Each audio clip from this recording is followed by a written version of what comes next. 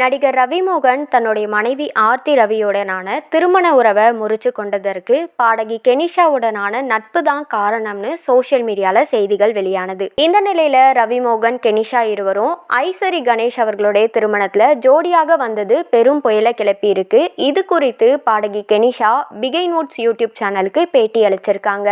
நான் பிறந்தது பெங்களூர்ல தான், அதுக்கப்புறமா கனடா போயிட்டேன். அங்கே உள்ள யூகே கல்லூரியில் தான் படித்தேன். இசைக்கல்லூரியில் படித்து முடிச்சதுக்கு அப்புறமா பெங்களூர் வந்தேன். ஒரு தனியார் தொலைக்காட்சியில் இசை நிகழ்ச்சியில் கலந்து கொண்டு டாப் 5ல வந்தேன்.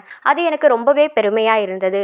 எனக்கு பாடுறதும் நடனம் ஆடுவதும் எங்கள் அம்மாவுடைய வயிற்றில் இருந்தபோதே வந்தது அப்படின்னு நினைக்கிறேன். எங்கள் அம்மா ஒரு பாடகி. நான் 4 வயது இருக்கும் போதே சர்ச்சில் பாடியிருக்கிறேன். என்னுடைய அம்மாவுக்கு 17 வயசுலேயே கல்யாணமும் ஆனது.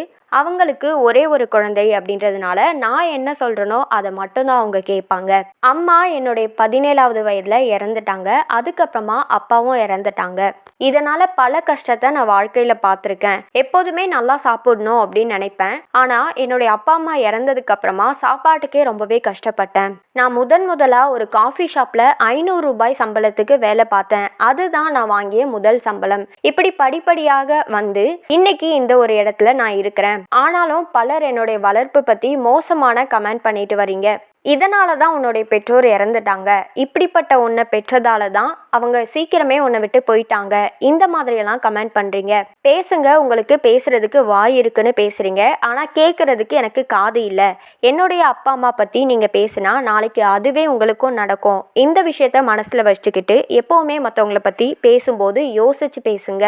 அது மட்டும் இல்லாமல் நான் கர்ப்பமாக இருக்கிறேன்னு பல கருத்துக்களை கமெண்ட் பண்ணிட்டு வரீங்க. இதுதான் கர்ப்பமாக இருக்கிற வயிறா? நான் கர்ப்பமாக இல்லை, எனக்கு அழகான 6 பேக் தான் இருக்குது. யார் என்னென்ன பேசினாலும் அது கர்மாவா அவங்களுக்கே திருப்பி வரும். ரவிமோகன் வாழ்க்கையில் சில பிரச்சனைகள் இருக்கிறது உண்மைதான்.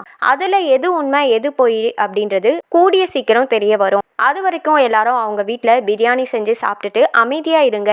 என்னையும் அமைதியாக இருக்க விடுங்க. இப்படி தொடர்ந்து பேசிய கெனிஷா அன்றும் இன்றும் அப்படின்ற ஆல்பம் ஜூன் 15ஆம் தேதி ரிலீஸ் ஆக போகுது. அதுக்கு உங்களுடைய ஆதரவை கொடுங்க அப்படின்ற மாதிரி அவங்களுடைய ஃபேன்ஸ் கிட்ட கேட்டுக்கிட்டாங்க.